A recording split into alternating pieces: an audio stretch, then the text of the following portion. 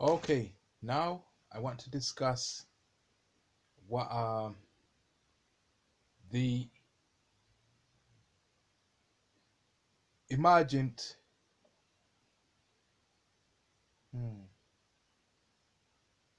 NLP, neuro linguistic programming,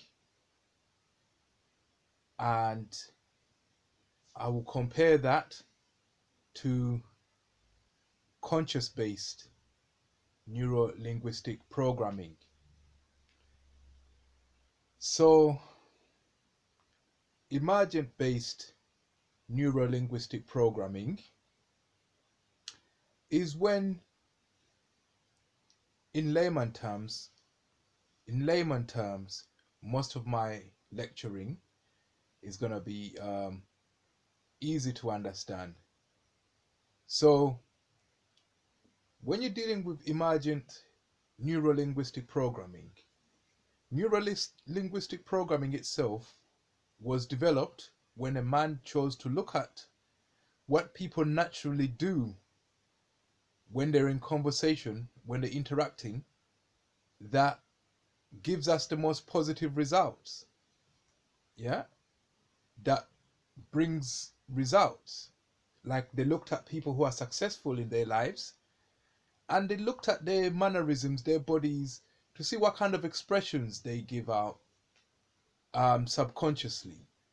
And this is where NLP came from. It came from studying the emergent NLP. The emergent NLP can work against us in certain situations, like the crisis we're in. The way NLP works, it works on the consciousness therein. It's not about rhyming. So, um, the way emergent NLP works, it is on the consciousness and the way it is. Consciousness is emergent from the life force, and the life force is emergent from the physical force. Yeah. So the conscious force is a third generation force, if you like. Yeah. Um, so the emergent properties of life govern the emergent properties of consciousness. Okay? So, anyway, to cut a long story short, they notice that repetition can have a subliminal effect on the human consciousness. So, when you show someone an image multiple times, they'll start to develop an affinity towards that image.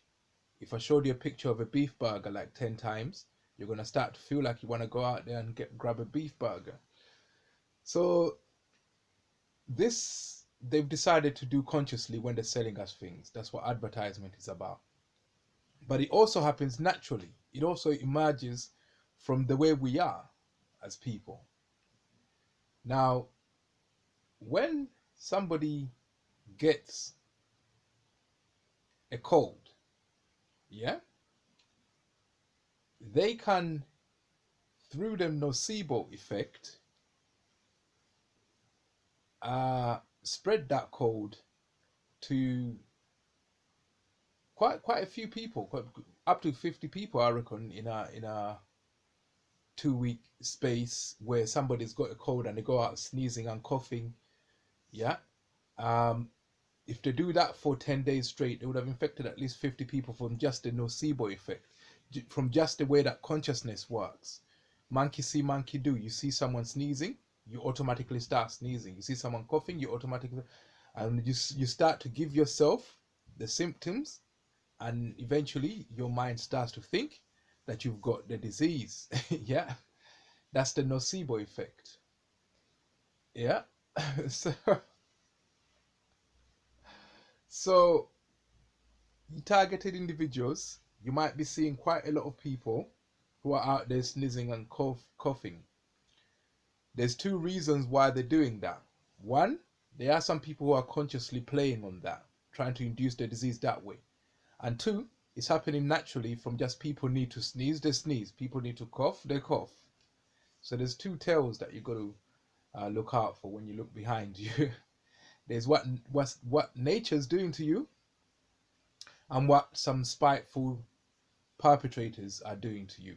These two things are happening at the same time. They don't work together, but when perpetrators see that people are sneezing, they go with it and they amplify it. So there will be an amplification as well. But so it's very hard to prove, because somebody could say, I'm sneezing because I chose to sneeze. But because it's monkey see, monkey do, if you see someone sneezing 5 times, you've got the sneezes now. You see someone coughing 5 times, you've got and you have the symptoms, and your body will start to react like you have the disease, and that's the disease. So what you've got to be mindful is that consciousness works by you being stimulated by the external world. You are the first stimulator. Yeah, looking at yourself in the mirror, you can stimulate your consciousness. You can program yourself to believe or not believe in certain things. Knowledge is power. So when you know that there is a natural component to why people are doing that, it shouldn't affect you too adversely. But there's also a conscious component to what you see. There's also a street theater component as well, and you don't neglect that. Either way, you talk to yourself the right way. You tell yourself, oh, it's just nature. People feel like sneezing. Oh, it's just people who are doing street theater. And you have to know the both. You have to know the both, because this helps you fight. When you're fighting, I told you about impressions and expressions. You have to avoid areas where you be given certain impressions. You get it? If you go into somewhere and you see that people are sneezing all the time, you get away from there. If you go into somewhere and you see people are deliberately playing a game to make people sneeze, you go somewhere so that you're not given that impression that you should start expressing yourself by sneezing. So that's why I was telling you that you have to mind what impressions you expose yourself to. You can choose not to see certain things so that you don't become that. Yeah. And this is a way of fighting. But if you didn't know that people were doing it deliberately, when you choose to move away from sneezes, somebody will follow you and do it deliberately. So you not only move away from people who sneeze naturally, you also move away from people who are doing it deliberately. You got to know that both components exist. Otherwise, they'll just follow you and start doing it. You got to know how to get away from those, and you got to know how to get away from those who are doing it because it's their natural behavior. People do not want to concentrate on how they are. They just want to be more relaxed. They don't concentrate on the unconscious things that they do.